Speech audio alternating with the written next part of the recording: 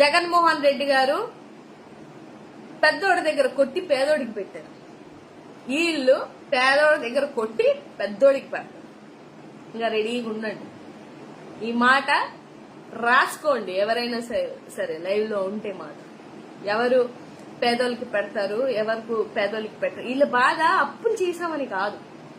For your kind information, వీళ్ళు అప్పులు చేశారని కాదు, ఈ అప్పులు చేసి పేదోడికి పెట్టారని వీళ్ళ బాధ. ఎందుకంటే ఆ పేదోడికి 3,000 వస్తున్నాయి, నెల నెలకి పెన్షన్ వస్తున్నాయనంటే వాళ్ళు వీళ్ళ మాటలు వినట్లా. ఇంట్లో పని చేసుకునే వాళ్ళు కూడా మానేస్తే మానేస్తాం అన్న ఇదిగా ఉంటే వీళ్ళు ఏమనేవారు తెలుసా?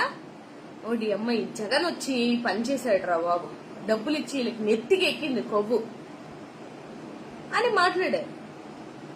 సో అది ప్రాబ్లం ఈజ్ పేదరికంగా డబ్బులు అప్పులు చేయడం కాదు, పేదోడికి డబ్బులు ఇవ్వడం ప్రాబ్లం. అది ఇప్పుడు వీళ్ళు వచ్చారు కాబట్టి అన్ని అరికట్టారు. చాలా జాగ్రత్తగా, చాలా నీట్ గా, చాలా పద్ధతిగా ఏవైతే సెట్ చేయాలో అన్ని సెట్ చేస్తున్నారు. మనకి ఎలాగో రావులే, మనం వైఎస్ఆర్సీపీ ఉంటే వచ్చే పథకాలు మన ముందే ఫస్ట్ లిస్ట్ లోనే మన పేరు తీసేస్తారు. అంటే ఎవరన్నా వైఎస్ఆర్సీపీ కార్యకర్తలు ఉన్నా వాళ్ళ పేర్లు తీసేస్తారు. అలా పక్కన తప్పుకోండి అని చెప్పేసి తీసేస్తారు. సో ఏది ఏమైనా కూడా జరిగిన ప్రతి ఒక్కటి అందరూ అబ్జర్వ్ చేస్తున్నారని నేను అనుకుంటున్నా. అందరికీ అన్ని తెలుస్తున్నాయని కూడా నేను అనుకుంటున్నా. ఇంకా తెలియలేని వాళ్ళు ఎవరైనా ఉంటే నా వీడియోస్ ద్వారా తెలుసుకుంటున్నారు.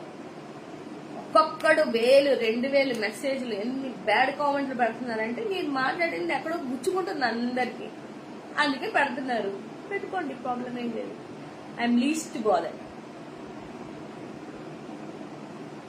సేమ్ టు యూ అనుకుంటాను. అంతకు మించి ఏమనుకుంటాం? అంత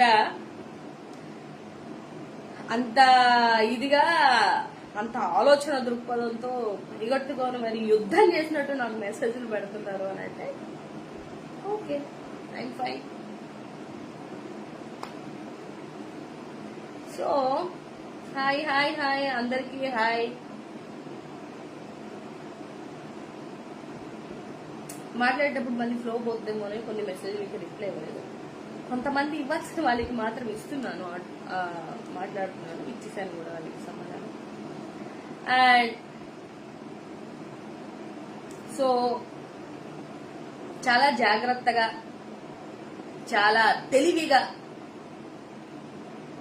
చాలా క్లారిటీగా వాళ్ళు క్లియర్ గా ఒప్పుకుంటున్నారు. మేమేం చేయలేకపోతున్నాం, మేమేం చేయము, చేయడానికి కాదు మేము వచ్చింది కక్ష సాధింపుకు తప్ప అని చాలా క్లారిటీ ఇస్తున్నారు. కాబట్టి దయించి ఇకనైనా అందరూ జనాలందరూ అర్థం చేసుకుంటారు, అర్థం అయి ఉంటదని చెప్పేసి నేను మనస్ఫూర్తిగా కోరుకుంటున్నా. అయినా సరే జగనన్న రాష్ట్రంలో ఉన్నటువంటి ప్రజలందరి కోసం పోరాడతారు, ప్రశ్నిస్తారు.